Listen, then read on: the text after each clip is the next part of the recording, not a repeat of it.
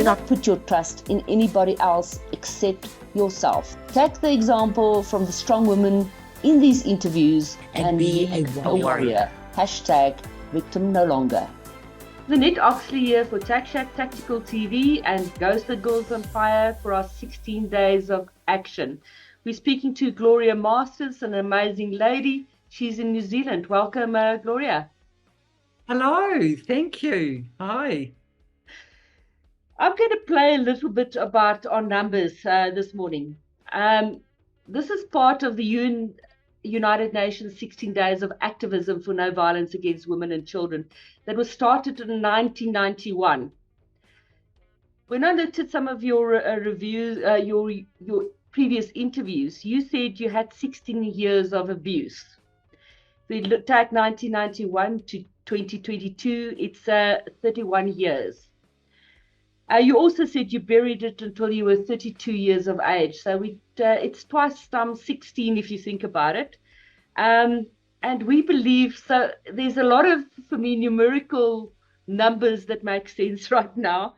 And we're talking about 16 days of action. We've changed it right from the start when we started. We said action rather than activism. People are not going to change because you say to them, please don't abuse me or the children, me as a victim. The people that's perpetrators will always be perpetrators. So you as a person will have to take action. So let's start with you telling us about your story and how did it bring you to this point? I know it's in a nutshell, but how did it bring you to the point that you are now? Thank you, Lynette. Yeah, okay. So I love the number 16, so thank you. It's my favorite number. And the reason it's my favorite number is because 16 was the age when the abuse stopped. The day I turned 16, I no longer had to see my father again, so I never willingly did. I was born into a family where I was sold into sex trafficking. I'm not saying I was born to do that, but I am saying from the time I was very small, I was trained and conditioned by my father, his mother, and one of his sisters to be a child sex slave. Now, what I know that's almost unimaginable, Lynette, for people to hear. The reality is, the reason I believe this had been going on for generations within the family is because it was so matter of fact, and my grandmother was being paid a commission to teach me the art of seduction as a small child. It's unimaginable for me. And it makes me very angry. So how did it get to you as a person? So it went on for 16 years. How did you get out? And were you involved? And was your mom involved, or just a grandparent and your dad? My grandparent, my auntie, his whole extended family abused me as well. But they made a lot of money out of me because I wasn't just abused by them. I was leased to gangs. I was trafficked out of a nightclub in our red light district in Auckland. And I was part of a Freemason group. Every month they would meet, and so there was satanic ritual abuse. I also featured in hundreds of, well over 100 movies as a sex slave. So these were the days, Lynette, when they had the big projector reels.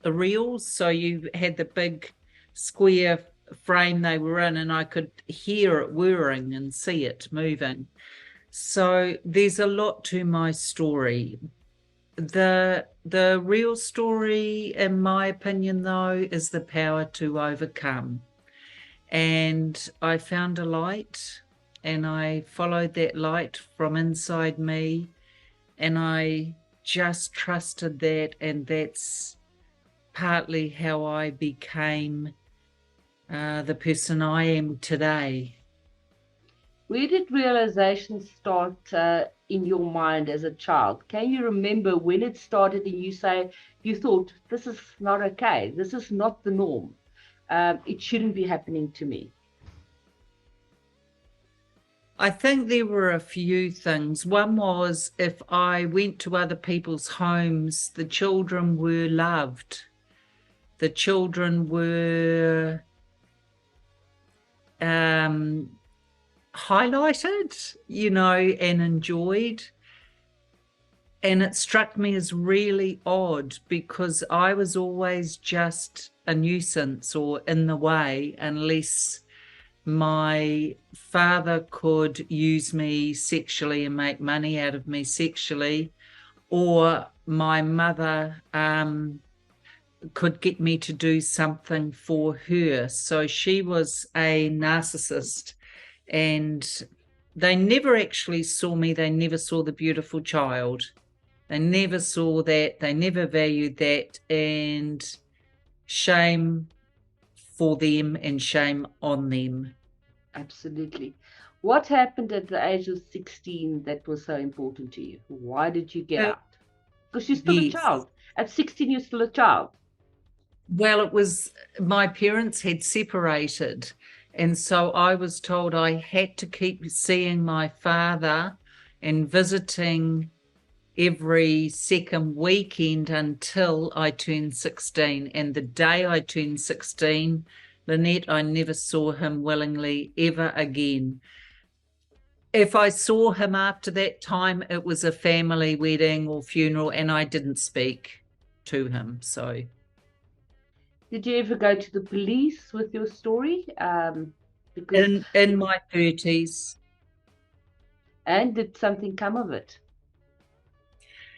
Look, in back then, no, but they were at pains to point out that although they could not get a conviction, it was only because the burden of proof was not met. They were at pains to point out it's not that they didn't believe me, it's just that there was one of me against many others.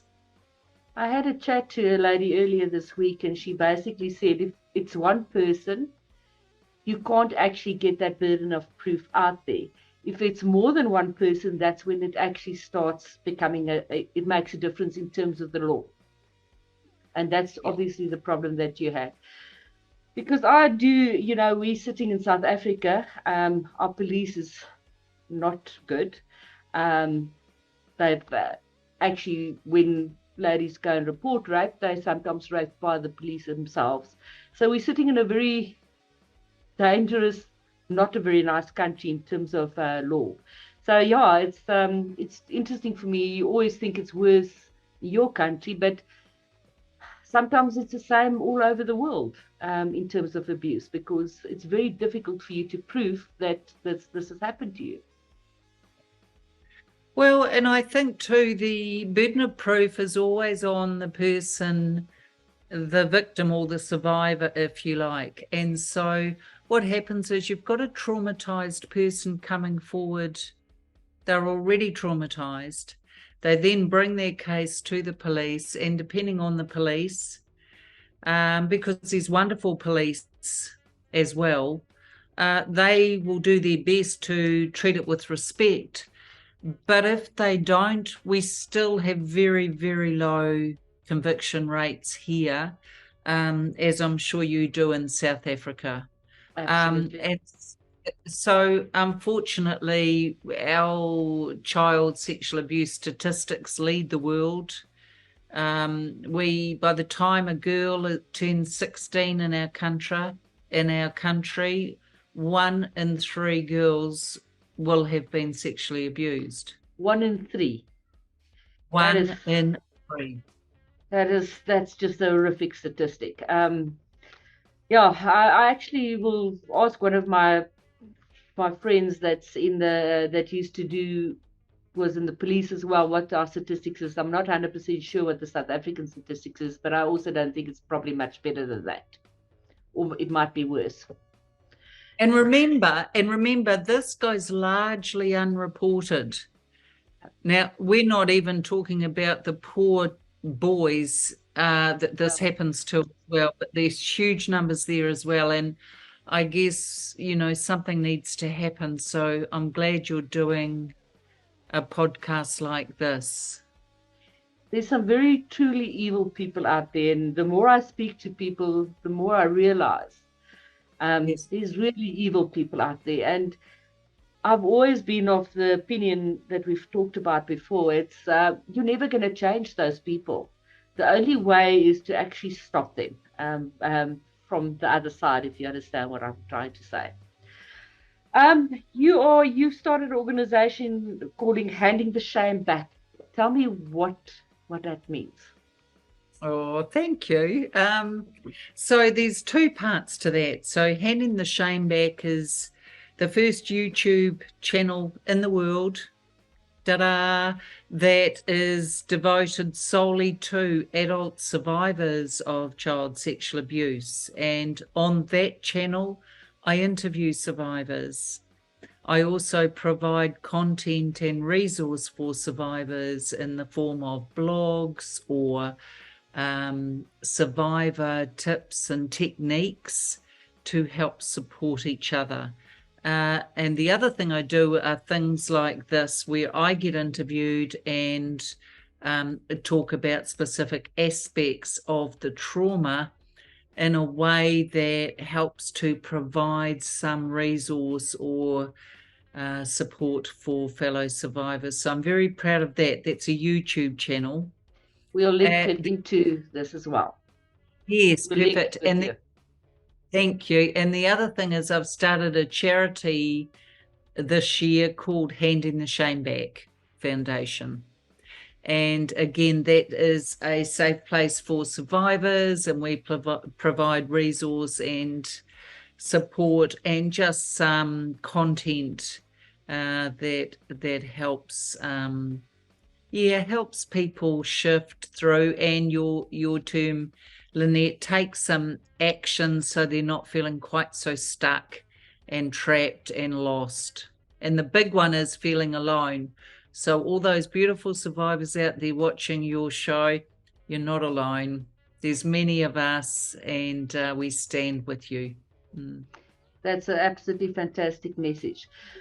Just want to go back to, again, 2 times 16, 32. That is basically when you said, did you have your first child then? Or why was you also talked about 32, and that's when, as an adult, you realized you wanted to do something?